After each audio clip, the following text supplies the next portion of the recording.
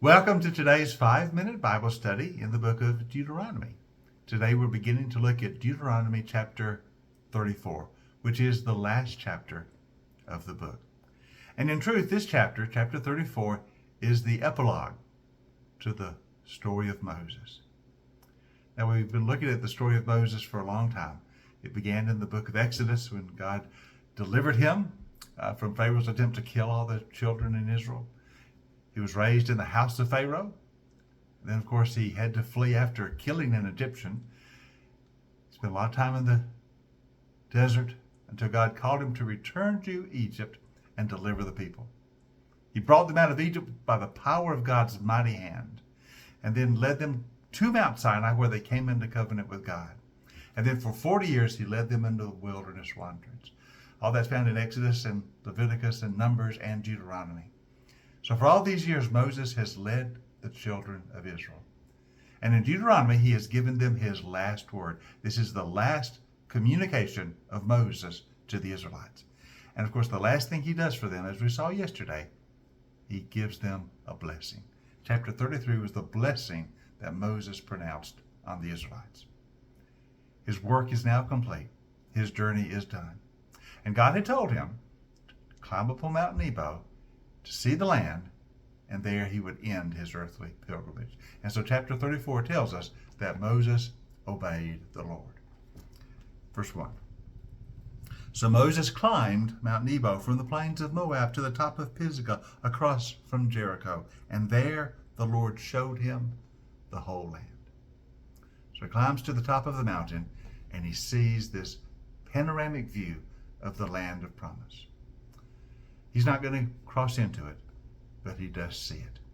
And notice what God says to him in verse 4. The Lord said, "This is the land that I promised on oath to Abraham, to Isaac, and Jacob, when I said, I will give it to your descendants. I have let you see it with your own eyes, though you will not cross over into it." Long ago, God had made the promise to Abraham. This land will be yours. Your children, your descendants will possess it. Now that day of fulfillment is at hand. God's promises are always certain.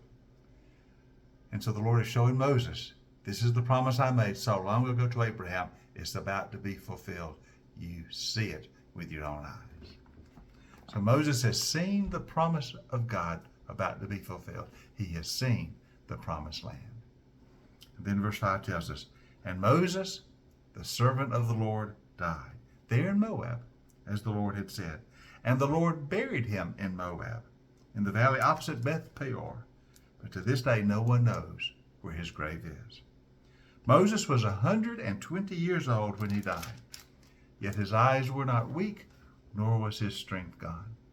The Israelites grieved for Moses in the plains of Moab for 30 days, until the time of weeping and mourning was over.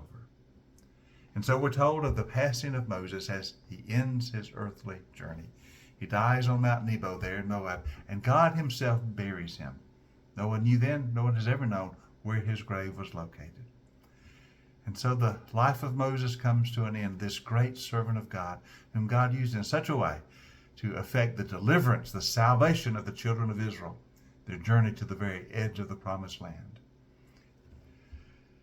Indeed, the story of Moses is a great one. He is I suppose you could say, the central figure in so many ways of the Old Testament, as he was the agent God used to redeem Israel and to take them out of slavery and to make them into his people. You know, Moses had promised in one of his prophetic words that one day there will come another prophet like me. There will come another one like Moses. Of course, that's pointing to Jesus.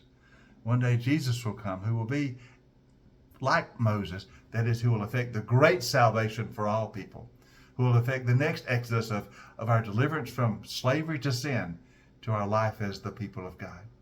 Moses in the Old Testament sort of foreshadows and prophetically foreshadows the ministry of the Son of God who will come in the New Testament. We look forward to that day.